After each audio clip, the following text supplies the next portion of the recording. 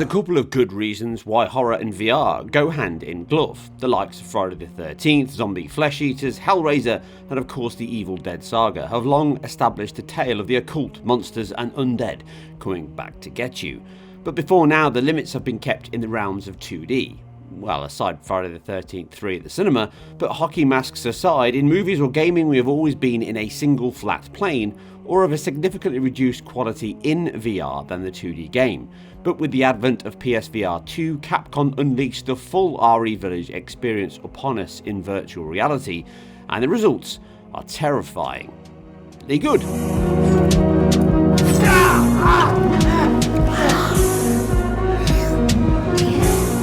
Back with the release of RE7, Capcom, supported by Sony, demonstrated the flexibility of their REengine with a further string to its bow: virtual reality.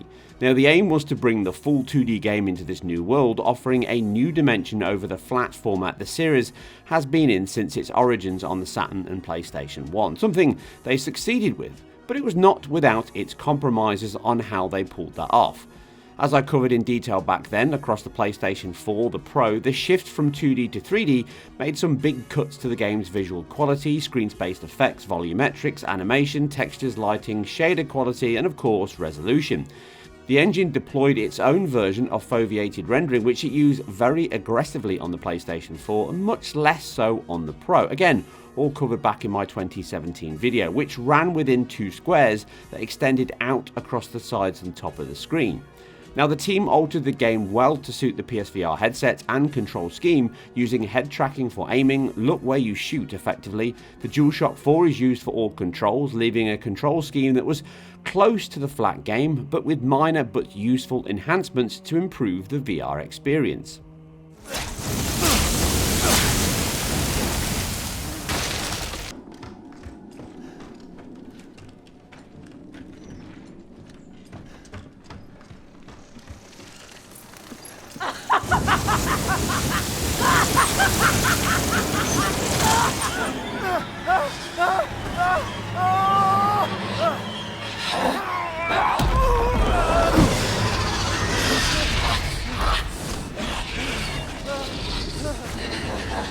Now, the leap from the PlayStation VR1 title to the PSVR2 is another that shows just how much of a new generation this offers, just in the visuals alone. But there's more than that.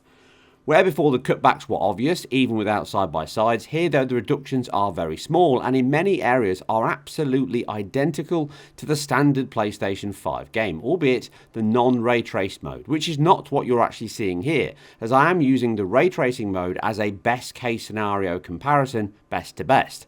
Now, some minor ones are present though when comparing the two titles. The global illumination bounce is obviously missing. You can see on the ceilings and walls, volumetrics are reduced in some areas, but some are still present, and motion blur and depth of field are all cooled, but most of this is down to not really being viable in VR, or required. But resolution is the biggest though, at least with the single eye feed we have in the social screen. Like many launch titles, it uses foveated rendering, but a far more accomplished one that sits within the PSVR2's SDK, and it is a key hardware feature of the PlayStation 5 and PSVR2. In conjunction with the headset's eye tracking, the resolution is scaled outwards within an oval that mirrors the fovea of your eyeball, hence the name. Now, this tracks where you're looking and then focuses the resolution to be highest at that focal point, and then has what appears to be 2 levels of reduction bands that ripple outwards and reduce the resolution in these sections. It is similar to VRS in that it reduces the cost on the periphery, which within the headset is practically invisible. But we can use the output feed to get a better view of what it's doing. This reduced shading rate is designed for VR, and it makes sense here, because on a flat 2D screen, you see the whole thing evenly, and it does stand out quite a lot, as I covered in my Dead Space remake review. But the team have used these focus rendering techniques to reduce the rendering load and CPU cost further. As you see here, when I move my eyes from right to the left of the screen, you can see the resolution increases on the branch and trees and the snow on the left, and it reduces on the right. But you can also see the level of detail is increased in the same sections as the trees and shrubs pop in, which makes an intelligent use of resources here that's invisible to you, the player, in the game. It all helps utilise resources in the correct area, and from my counts the game tops out at approximately 2688 by 1512 per eye at 60Hz, which is then reprojected back via time warping your head movement to 120Hz, meaning at these points with dual eyes it's still running at 4K, albeit not across the entirety of the screen, with the outer sections being somewhere around 720p levels. Now, as per previous games I've covered, such as Astrobot and the PSVR or Call of the Mountain a few weeks ago, the 60Hz render loop can cause a small amount of ghosting during lateral movement, such as being hoisted up here by the vampire ladies. Now, in reality, the small niggles that it can cause outweigh the bigger reductions or longer development time it would take to, say, hit 90Hz natively.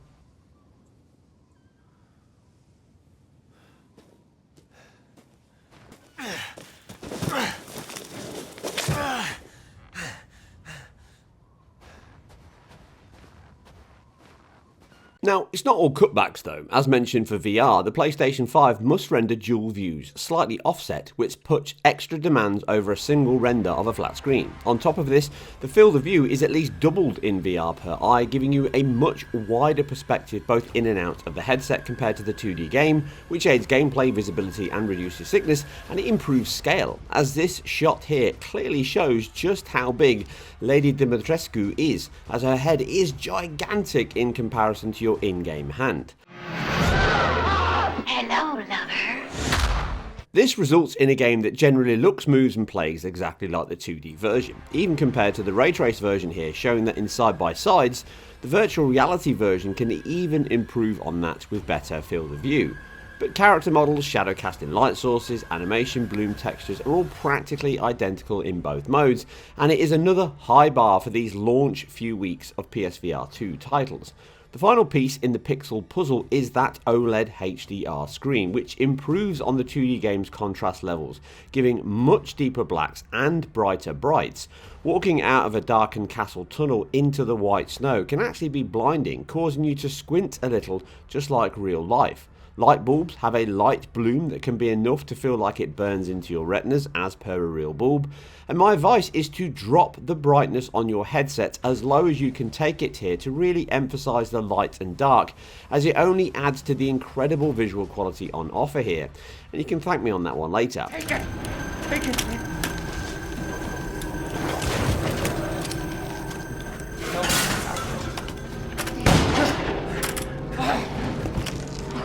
Are you listening?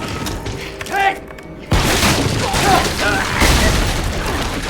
Now, without a doubt though, a VR game lives and dies by its control system and UI, and Capcom have put in far more work here than Resident Evil 7, aided by the far superior tracking system and controllers within the PSVR2. Using the Sense controllers, you now have dual hands, a step up from Resident Evil 7 and even Village in 2D, meaning dual wielding is now a bonus. Being able to carry two guns at once, cross arms, pinpoint headshots are all part and parcel of this new gameplay mechanic. In addition, you can pull out your torch from your dodgy looking raincoat and click it on for a full shadow casting dynamic light source. Pairing it with a gun really adds to the excitement of entering a dangerous dark dungeon.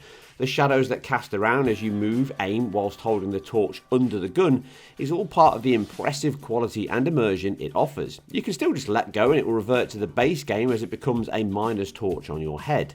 The Sense can have a limited level of finger tracking that, although not at the level of other big titles such as Call of the Mountain et al., it does extend over the flat game. Defending is a natural raise your arms rather than R1, and the panic from having to reload and cock adds to the tension, or the cool dual-handed pump-action shotgun and reload. Knife melee is much easier, flipping the knife over and just stabbing away like a madman, each hit giving a little vibe on the controllers. The precise tracking also carries over to the pickups and puzzles as you reach out to take them from the inventory and use them in the game. Or even just grab the map from your pocket and use it in real time like a lost tourist looking for the local pub. All of these areas, from precise hand tracking, tactile and intuitive controls, high quality visuals and dynamic lighting, just amplify this action horror title to be leaps above Capcom's previous RE7 VR adaptation. Now, some of the best moments in my playthrough so far involve the excellent level design, the darkened rooms, and incredible use of controls, haptic graphics and sound, all aided by the huge leap in visuals and screen quality, along with those controls.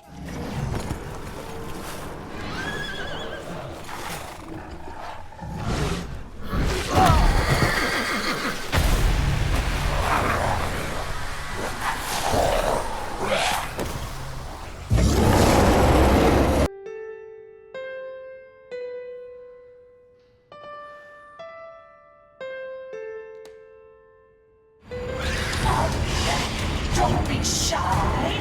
Show me your terror!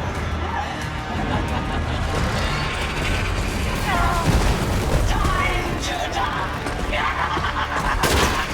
I'll eat you up, every last morsel!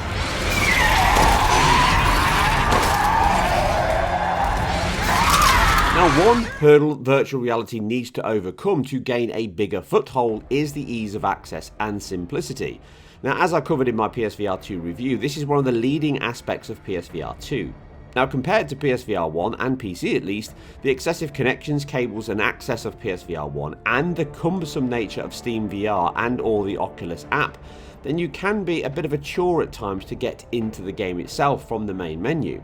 As Sony have all these elements within their control, you can quickly grab your headset, turn on your console, boot the game and you're in. Now, this is all as fast as the 2D screen, and you can do it all in the exact same room as your wife, husband or significant other, and they can keep the screen to themselves, but just don't scream, okay?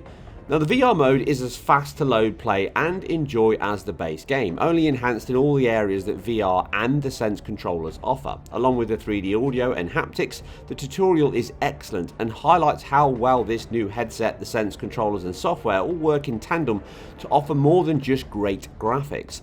The menu options allow you to set if your left or right eye is dominant, for example, which will be different for some. This effectively uses that as the aim down sights method, meaning you can almost aim as good as real life. Closing your weaker eye means pinpoint accuracy, which now raises REVillage as a standout in fast, sharp shooting dual wielding like the old light gun games of yesteryear on steroids.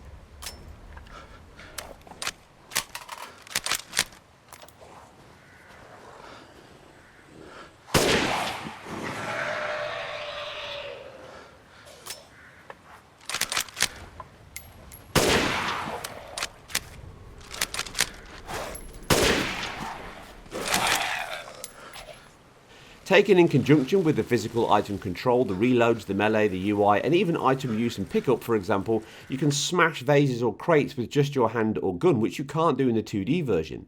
The only area I would have liked to have seen, but fully appreciate why it cannot be done here, is the level of interaction improved to be more in line with Horizon Call of the Mountain, Half-Life Alyx and such. Shooting pools of blood causes ripples and minimal water interaction when fishing, but this is limited by the base game as it has been built upon that. This is a minor slight on what is already an early standout title and exceeds the brilliance of the RE7 as a key title for all PSVR2 owners. Being far less horror focused than Evil Dead meets the Texas Chainsaw Massacre like RE7, with REVillage being closer to Evil Dead 2 and 3 style of action and parody horror. Just forget about what happened in Louisiana? It happened so long ago. I don't understand why you are so... Mia, get down! As a free update to a game you may own, or an incentive to pick it up for around £17 or $20, this is a key title, as key as GT7, offering a technical showcase for the PSVR2 in graphics and an experience, a true classic B-movie horror title in virtual reality, and leaves me with high hopes for what lies ahead for this generation, and the possibility of full VR modes coming in more and more titles, and possibly even purchasable add-ons, with the seminal Resident Evil 4 remake just covered here and over on IGN, and having a PSVR2 mode in the works already, and Switchback VR came out a few weeks ago. Although it does have a few issues, it means that horror fans are having a bloody good time ahead in PSVR2 titles. And here endeth the latest video, my ongoing VR series. Be sure to check back soon for more reviews and technical analysis of PSVR1, PSVR2 and more on my channel already. And even check out my other videos on things like retro hardware, consoles, technical comparisons. But until my next video drops, which should be very soon, until then please like, share, subscribe and comment down below, as all that helps the algorithm, boring I know, and it helps me gain traction here on my channel. And with that, I'm out, but I'll see you on the next one, and possibly in VR. Curse you!